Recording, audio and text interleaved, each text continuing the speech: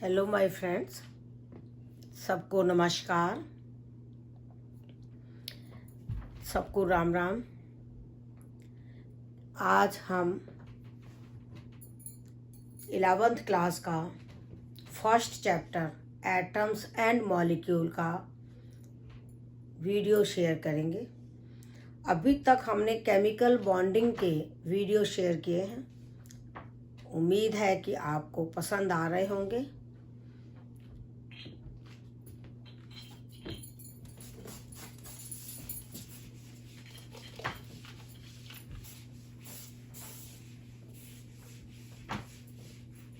Chapter का नाम है एटम्स एंड मॉलिक्यूल।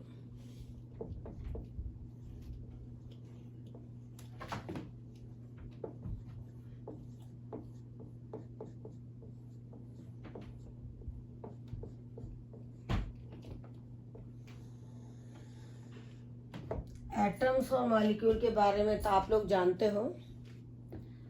ये स्मॉलेस्ट पार्टिकल है एटम, किसी भी एलिमेंट का जो केमिकल रिएक्शन में भाग लेता है। और मॉलिक्यूल किसी सब्सटेंस यानी कंपाउंड का या एलिमेंट का ऐसा पार्टिकल है जो दो या दो से ज़्यादा एटम से मिलकर बना होता है। तो इस चैप्टर में सबसे पहले हम आपको बताएंगे कि मैटर क्या होता है। मैटर कोई भी चीज़ जो स्पेस ऑक्यूपाई करती है, जिसमें मास होता है, जिसमें रुकावट होती है, ऑब्स्टिकल होती है, वो मैटर है। जैसे आपकी बुक, टेबल, चेयर, ये सब मैटर हैं। अब मैटर को हम दो तरह का क्लासिफिकेशन बताएंगे। एक तो फिजिकल क्लासिफिकेशन और एक केमिकल क्लासिफिकेशन। मैटर के दो क्लासिफिकेशन हम कर सकते हैं, एक तो फिजिकल और एक केमिकल। फिजिकल जो क्लासिफिकेशन है उसके अकॉर्डिंग हम मैटर को सॉलिड, लिक्विड और गैस में डिवाइड करते हैं। ये आपने 9th क्लास में पढ़ा हुआ है। अगर नहीं पढ़ा होगा तो हम 9th के भी जब वीडियो शेयर करेंगे तो आप उसमें देखना कि सॉलिड तो है जिसकी शेप डेफिनेट है, वॉल्यूम डेफिनेट है, जो रिजिड है, जिसके मॉलिक्यूल बहुत पास पास हैं, पार्टिकल्स बहुत पास पास हैं, जिसमें पार्टिकल्स के बीच फोर्स ऑफ अट्रैक्शन ज़्यादा है। लिक्विड है जो कि शेप निश्चित नहीं है लेकिन वॉल्यूम निश्चित है। शेप निश्चित नहीं, जैसे आप लोग दूध देखते हो, दूध को कप में डालते हो तो कप जैसा हो जाता है, कटोरी में डालते हो कटोरी जैसा हो जाता है। तो लिक्विड जो है उनकी शेप निश्चित नहीं है, वो जिस बर्तन में डाले जाएंगे उसकी शेप ले लेंगे, लेकिन वॉल्यूम निश्चित है। हम दूध को नाप सकते हैं 1 लीटर, 2 लीटर, 3 लीटर। तो इसमें मॉलिक्यूल्स के बीच जो डिस्टेंस है या पार्टिकल्स के बीच की जो दूरी है वो सॉलिड से तो ज़्यादा है लेकिन गैस से कम है। मॉलिक्यूल्स के बीच जो फोर्स ऑफ अट्रैक्शन है वो सॉलिड से तो कम है, गैस से ज़्यादा है। अब आता है गैस। गैस में ना तो शेप निश्चित है ना वॉल्यूम निश्चित है। जिस कंटेनर में डालोगे उसी का वॉल्यूम ले लेगा, उसी की शेप ले लेगा, क्योंकि गैस के मॉलिक्यूल बहुत दूर दूर हैं, उनके बीच फोर्स ऑफ अट्रैक्शन बहुत कम है, वो पूरे स्पेस को ऑक्यूपाई कर लेते हैं। गैस और लिक्विड इन दोनों को मिलाकर के हम फ्लूइड्स कहते हैं। फ्लूइड्स क्या है? जिनमें फ्लो होने की टेंडेंसी है। दे कैन फ्लो, जैसे लिक्विड बह सकता है, गैस भी बह सकती है। तो इन दोनों को मिलाकर हम कहते हैं फ्लूइड्स। ये तो हुआ मैटर का फिजिकल क्लासिफिकेशन जो आपने पहले भी पढ़ा हुआ है और आज भी हमने रिवाइज किया है। इसके बाद हम आपको एक चीज़ और समझाएंगे कि सॉलिड को गर्म करते हैं तो लिक्विड बनता है, सॉलिड को गर्म करते हैं तो लिक्विड बनता है। सॉलिड से लिक्विड बनने को कहते हैं फ्यूजन या मेल्टिंग। ये मेल्टिंग पॉइंट पर होता है। लिक्विड को गर्म करते हैं तो वेपर बनती है। ये वेपर गैसेस स्टेट में रहती है, तो लिक्विड को गर्म किया तो वेपर बनी। वेपर शब्द हम तब लेंगे, तब यूज करेंगे जैसे बर्फ है, पानी है, पानी की सॉलिड स्टेट तो है बर्फ, लिक्विड स्टेट है वाटर, और जब उसकी स्टीम बनेगी तो उसको हम कहेंगे वेपर, क्योंकि वो रूम टेम्परेचर पे गैस के रूप में पानी नहीं मिलता। लेकिन ऑक्सीजन, नाइट्रोजन जो रूम टेम्परेचर पर गैस की स्टेट में है, उनको हम गैसेस कहते हैं। तो लिक्विड को गर्म करते हैं, गर्म करने का ये निशान भी लगाते हैं, तो उसको वेपोराइजेशन कहते हैं। और लिक्विड से वेपर बनना बॉइलिंग पॉइंट पर होता है। अगर लिक्विड रूम टेम्परेचर पे भी वेपर बन रही हो, इवेपोरेट, तो उसको हम इवेपोरेशन कहते हैं। इसको तो कहते हैं वेपोराइजेशन। और जो रूम टेम्परेचर पे लिक्विड वेपर में बदल के उड़ जाता है या गैस में बदल के उड़ जाता है, उसको हम कहते हैं इवेपोरेशन। जैसे अपने कपड़े हम सुखाते हैं तो पानी उड़ जाता है, वो है इवेपोरेशन। लिक्विड से वेपर बनना वेपोराइजेशन। अब क्या होता है, कुछ सॉलिड होते हैं जो गर्म करने पर सीधा गैस में बदलते हैं, और गैस को ठंडा करें तो सीधा सॉलिड बनता है। तो सॉलिड को गर्म करने पर गैस बनते हैं, तो सीधा ही लिक्विड नहीं बनता, तो उसको हम कहते हैं सब्लिमेशन। क्या कहते हैं? सब्लिमेशन। और सॉलिड से लिक्विड मेल्टिंग पॉइंट पर जब इसको पढ़ते हैं तो ये इक्विलिब्रियम रहता है। ये इक्विलिब्रियम का निशान होता है, जो दो एरो लगे ना, कि सॉलिड से लिक्विड भी बन सकता है, लिक्विड से सॉलिड भी। इधर लिक्विड से वेपर भी बन सकती है, वेपर से लिक्विड भी। तो जब सॉलिड से लिक्विड बनता है तो कहेंगे फ्यूजन, लिक्विड से सॉलिड बनेगा तो कहेंगे फ्रीजिंग, लिक्विड से वेपर बनेगा तो कहेंगे वेपोराइजेशन, वेपर से लिक्विड बनेगा तो कहेंगे कंडेंसेशन। सॉलिड से गैस बनने को सब्लिमेशन, लेकिन गैस से सॉलिड बनने को कंडेंसेशन। तो ये तो वो टर्म्स हैं जो क्लास 9th में आप पढ़ चुके हो, लेकिन हमारी क्लास 11th में इस चैप्टर में एटम्स और मॉलिक्यूल में ये चीज़ें काम आती हैं। तो ये तो हो गया टेम्परेचर चेंज करने से स्टेट कैसे चेंज हो रही है, और ये फिजिकल क्लासिफिकेशन है, क्योंकि जब ये सॉलिड, लिक्विड, गैस एक दूसरे में बदलते हैं तो फिजिकल चेंज होता है, कंपोजिशन चेंज नहीं होता। लेकिन जब कंपोजिशन चेंज होता है तब हम कहते हैं केमिकल चेंज। इनमें तो ये फिजिकल चेंज हो रहा है, तो इसीलिए हमने इस क्लासिफिकेशन का नाम भी रखा है फिजिकल क्लासिफिकेशन। अब हम लेंगे केमिकल क्लासिफिकेशन।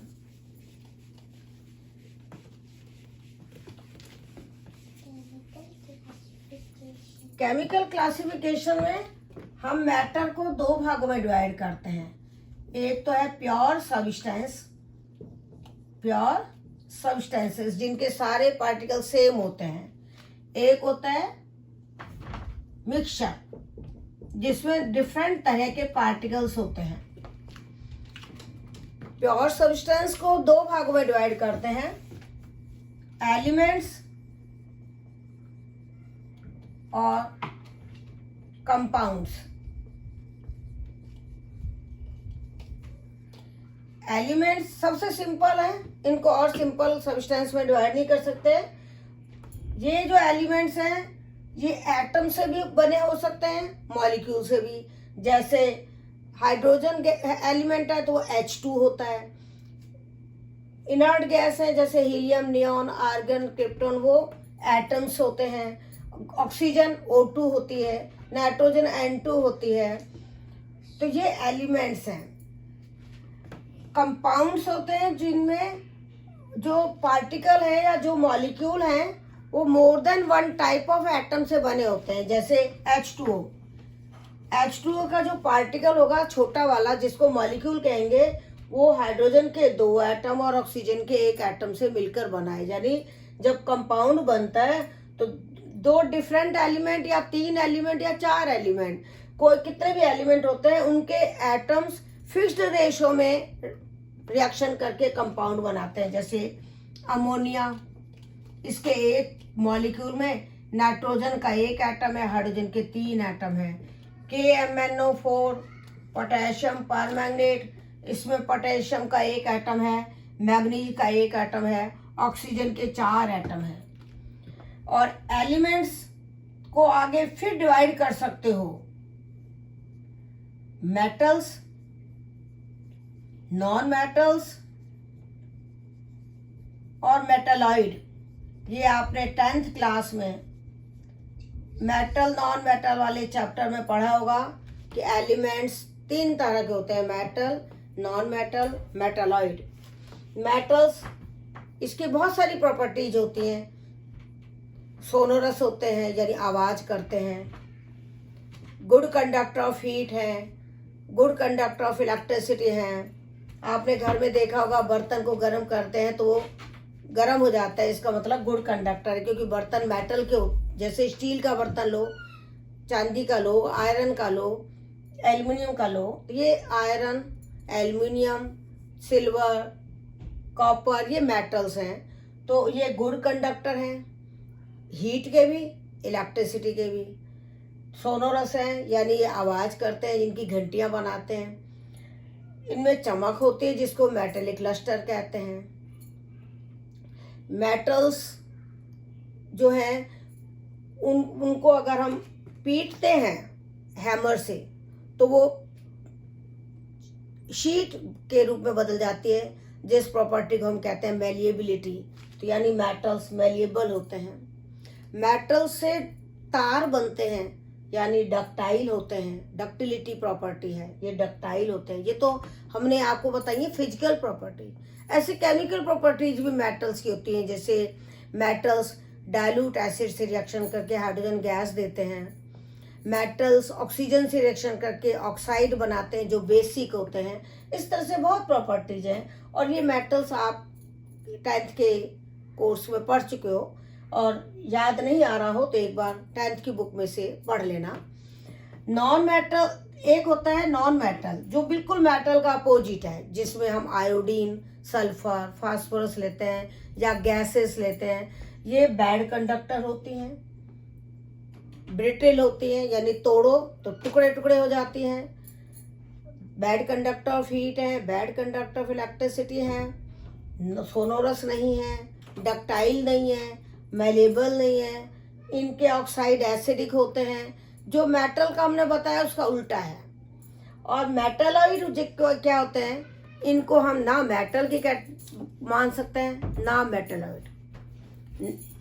इनमें ना मेटल को मानेंगे, इसको ना नॉन मेटल मानेंगे, यानी ये इन मेटल और नॉन मेटल के बीच के होते हैं। मेटल और नॉन मेटल के बीच के होते हैं, इनको बोलते हैं मेटलॉइड। तुमने पीरियोडिक टेबल देखी होगी, नहीं तो एक बार पीरियोडिक टेबल देखना, उसमें ऐसे डायगोनल लाइन जा रही है। डायगोनल लाइन के इधर मेटल्स हैं, इधर नॉन मेटल है, लेकिन डायगोनल लाइन के जस्ट ऊपर नीचे वो एलिमेंट है सिलिकॉन, जर्मेनियम, टिन, आर्सेनिक। जो ये वाले एलिमेंट हैं ये मेटलॉइड हैं, जिनको हम ना तो मेटल मानेंगे ना नॉन मेटल मानेंगे।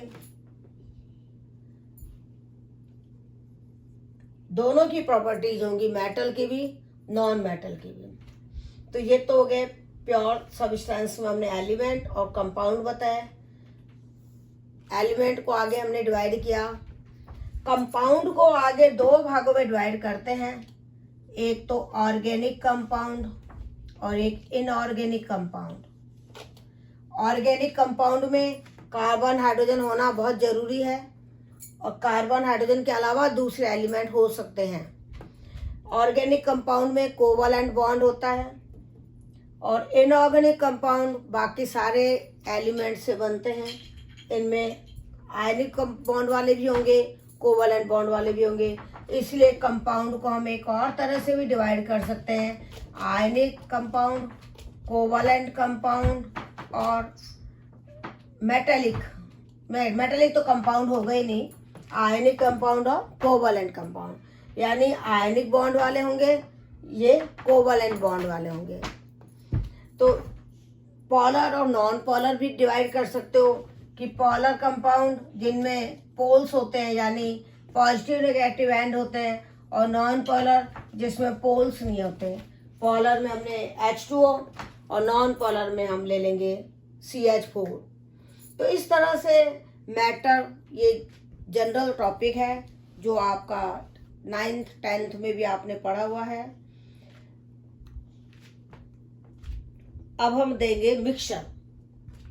मिक्सचर का मतलब होता है इसमें 2 या 2 से अधिक सब्सटेंस मिले होते हैं किसी भी रेशो में। 2 या 2 से अधिक सब्सटेंस किसी भी रेशो में मिले होंगे, जबकि कंपाउंड में 2 एलिमेंट मिले थे तो उनका फिक्स्ड रेशो था।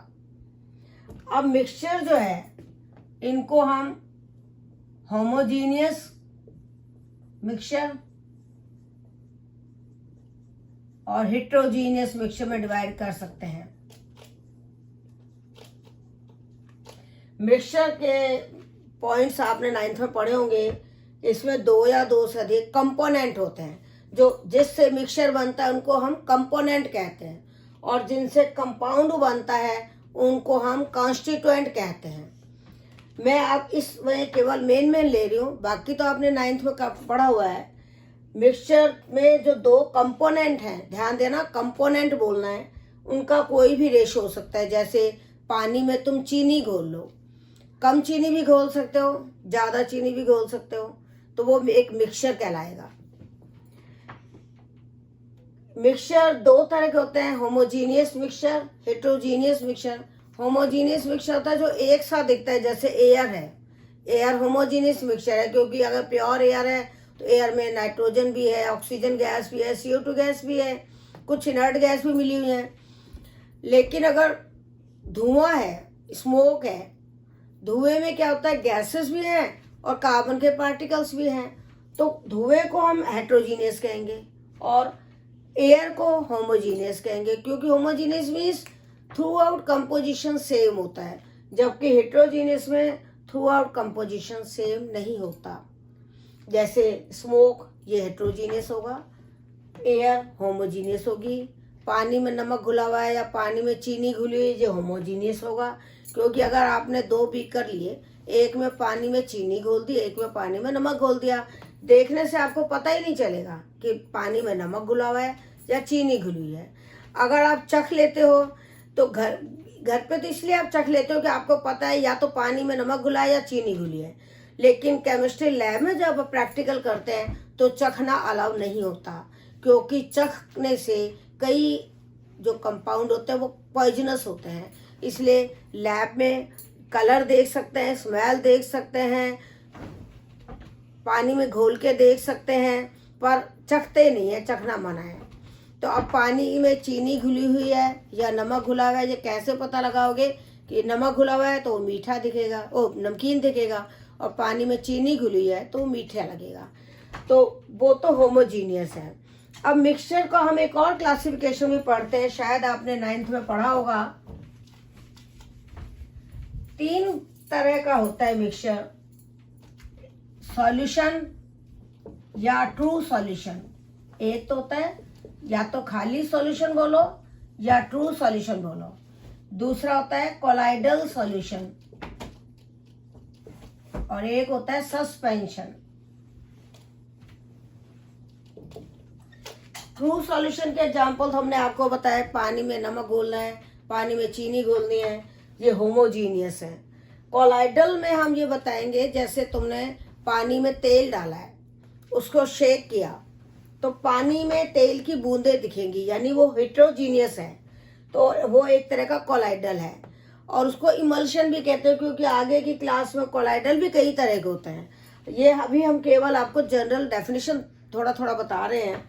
कोलाइडल जो होगा वो पार्चमेंट पेपर में से छनेगा नहीं, फिर और ट्रू सॉल्यूशन ये छन जाता है, और ट्रू सॉल्यूशन होमोजीनियस होता है, कोलाइडल सॉल्यूशन हेट्रोजीनियस होता है। ट्रू सॉल्यूशन में से अगर हम टॉर्च की लाइट पास करते हैं तो हमें उस लाइट का रास्ता नहीं दिखता, जिसको हम कहते हैं टिंडल इफेक्ट, तो इसमें टिंडल इफेक्ट होगा ही नहीं। जबकि कोलाइडल सॉल्यूशन वाले बीकर में साइड से टॉर्च जलाओगे तो टॉर्च की लाइट का रास्ता हमें कोलाइडल सॉल्यूशन में से दिखेगा। तो हम ये कहते हैं कि colloidal solution Tyndall effect show करते हैं। सस्पेंशन में क्या एग्जांपल ले सकते हो, पानी में आटा डाल दो या पानी में मिट्टी डाल दो, हिलाओगे पानी गंदा हो जाएगा, फिर उसको रख दोगे तो आटा या मिट्टी सेटल डाउन हो जाएगा नीचे और ऊपर क्लियर पानी आ जाएगा। तो इसको हम कहते हैं सस्पेंशन, क्योंकि ये है तो मिक्सचर पर ये स्टेबल नहीं है। इसके दो जो कंपोनेंट हैं वो एक गंदा गंदा दिखेगा, यानी वो टर्बिड लगेगा, तो वो हेट्रोजीनियस हो गया कि कंपोजिशन सेम नहीं है, और रखने से वो सेटल डाउन हो जाता है। कोलाइडल में रखने से वो सेटल डाउन नहीं होता। ये डिफरेंस है कोलाइडल में और सस्पेंशन में। तो ये तो हुआ कि मैटर कितने तरह का होता है, हमने क्या क्या क्लासिफिकेशन पढ़े, मिक्सचर क्या होते हैं, कंपाउंड क्या होते हैं। अब थोड़ा सा हम और बता देते हैं कि मैटर की जो प्रॉपर्टीज हैं, मैटर की प्रॉपर्टीज कि क्या, हर मैटर अलग अलग है। जैसे आपके घर में कई बहन भाई होंगे, सबके गुण अलग अलग होते हैं। कोई दिखने में लंबा है, कोई दिखने में छोटा है, कोई दिमाग से तेज है, कोई दिमाग से कमज़ोर है, कोई मोटा है, कोई पतला है। तो इसी तरह से नेचर में जो भी मैटर है सबकी प्रॉपर्टीज अलग अलग होती हैं, और प्रॉपर्टीज दो तरह की ली जाती हैं। प्रॉपर्टीज अलग अलग होती है और ये प्रॉपर्टीज दो तरह की ली जाती हैं, फिजिकल प्रॉपर्टीज और केमिकल प्रॉपर्टीज। फिजिकल प्रॉपर्टीज तो हम बाहर से ही देख सकते हैं, कंपोजिशन पे डिपेंड नहीं करती। जैसे लेंथ है फिजिकल प्रॉपर्टी में, और फिजिकल प्रॉपर्टीज कलर है, स्मेल है, मेल्टिंग पॉइंट, बॉइलिंग पॉइंट है, ये कंपोजिशन पे डिपेंड नहीं करते। जबकि केमिकल प्रॉपर्टीज कंपोजिशन पे डिपेंड करती हैं। और केमिकल प्रॉपर्टीज के एग्जांपल हैं कंबस्टिबिलिटी, कि कोई पदार्थ जल सकता है, कोई नहीं जल सकता। एसिडिटी यानी बेस की एसिडिटी, और एसिड की बेसिसिटी, ये केमिकल प्रॉपर्टीज है। अब जो फिजिकल प्रॉपर्टीज होती हैं उनमें हम फिजिकल प्रॉपर्टीज जैसे लेंथ बतानी है, ये जो प्रॉपर्टीज है इनको हम क्वालिटेटिव और क्वांटिटेटिव भी बोल सकते हैं। क्वालिटेटिव और क्वांटिटेटिव। क्वांटिटेटिव प्रॉपर्टीज वो होती हैं जिनमें हम क्वांटिटी बताते हैं, क्वालिटेटिव होती है जिनमें हम क्वालिटी बताते हैं। अब क्वांटिटेटिव जो प्रॉपर्टीज है जिनमें हम क्वांटिटी बताएंगे, उसमें हम दो चीजें काम में लेते हैं, एक तो नंबर और एक यूनिट। जैसे हमने लेंथ बताई 2 मीटर, तो 2 तो हो गया नंबर की वो लेंथ का वैल्यू है, और मीटर हो गई इसकी यूनिट। बिना यूनिट लिखे इसकी कोई वैल्यू नहीं है, और बिना नंबर लिखे कोई वैल्यू नहीं है। तो इसीलिए जो प्रॉपर्टीज क्वांटिटेटिव हैं जिनमें हम क्वांटिटी बताते हैं, उसमें हम एक नंबर लेते हैं और एक यूनिट लेते हैं। अब यूनिट क्या होती हैं, इसके लिए कुछ सिस्टम्स हैं, जैसे MKS system, FPS system, CGS system और SI सिस्टम। आज केवल हम ये चारों सिस्टम के बारे में हल्का सा बताएंगे। SI सिस्टम हम डिटेल में लेंगे अगले वीडियो में। MKS का मतलब होता है मीटर किलोग्राम सेकंड, यानी लेंथ को तो मीटर में नापते हैं, मास को किलोग्राम में नापते हैं, टाइम को सेकंड में नापते हैं। CGS में सेंटीमीटर ग्राम सेकंड, यानी लेंथ को सेंटीमीटर में नापते हैं, मास को ग्राम में नापते हैं और टाइम को सेकंड में। FPS system foot pound second, जिसमें लेंथ को फुट में नापते हैं, मास को पाउंड में नापते हैं, टाइम को सेकंड में नापते हैं। जब ये 3 सिस्टम चल रहे थे तो हर कंट्री में अलग अलग सिस्टम चल रहा था। तो इसको देखते हुए एक नया सिस्टम आया, SI सिस्टम, जिसको कहते हैं इंटरनेशनल सिस्टम, और ये लैटिन वर्ड से बना हुआ है, सिस्टम इंटरनेशनल डी यूनिट्स। तो ये जो SI सिस्टम है, ये इसमें 7 फंडामेंट बेसिक यूनिट ली है, जबकि यहाँ पर 3 ही थी, लेंथ, मास और टाइम। इसमें 7 फंडामेंटल यूनिट है जो हम नेक्स्ट वीडियो में आपको बताएंगे कि एसआई सिस्टम में कितनी फंडामेंटल यूनिट्स हैं, फिर क्या डेराइव्ड यूनिट क्या होती हैं, ये सब हम अगले वीडियो में लेंगे। आज का वीडियो केवल हमारा बेसिक है और एटम्स एंड मॉलिक्यूल चैप्टर है। धन्यवाद।